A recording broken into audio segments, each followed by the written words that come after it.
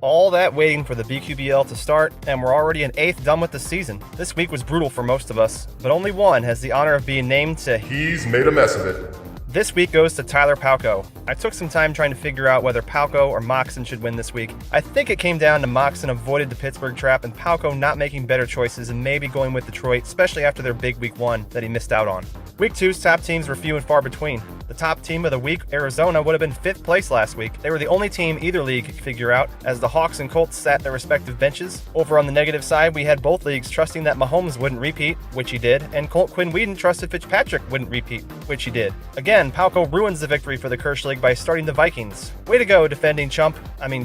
Over at Moneyballing it was tough to find someone close to worthy. I settled on McNown because he started his later round draft pick, and they were basically the best decisions based on his week. On to the week 2 standings, where not much really happened. Jay Cutler remains in first after a pedestrian week, leaving Indy on the bench. Ryan Leaf's still in second after a similarly boring week, but he picked his 2 best teams in a week where all 4 of his teams combined to cancel each other out, resulting in a big fat 0. Moving up from 4th to 3rd is relegation watch candidate Chad Hutchinson. Perhaps the pressure was just the kick in the ass he needed, as his late audible before kickoff on Sunday, switching from Atlanta to Miami, earned him an extra 16 points. Falling from 3rd to 4th is double dub himself, Wade Wilson, who could not weather the hurricane of negative points that New Orleans dumped on him this week, and ended up picking his 2 worst teams. Moneyballing it winner Cade McNown's 15-point week was actually 3rd best, if you can believe that. Tony Banks is our Natty Light player of the week, as he opened the basement door, saw some natural light as he moves into 6th. Tyler Palko joins the basement party and drops to 7th after picks 2 worst teams. And finally, Johnny Moxon needs a sobriety test after going the wrong way 2 weeks in a row. His negative 38 is close to a BQBL record, which brings us to closure on Relegation Watch 2018.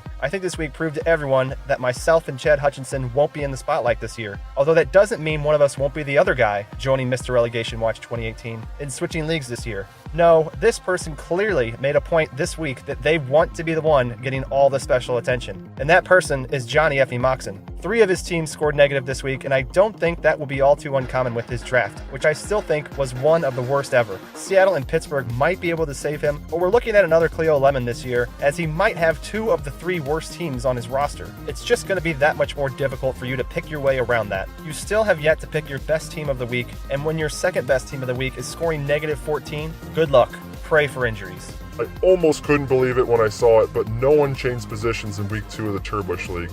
I don't know if you all should be proud of that or embarrassed that all of your scores were so lame you couldn't even pass each other. It's like a disabled NASCAR race. TS8 Win could have had an outstanding week if he started Seattle instead of Kansas City, but in a week of awful scores, at least both the top 2 teams are on your quad squad.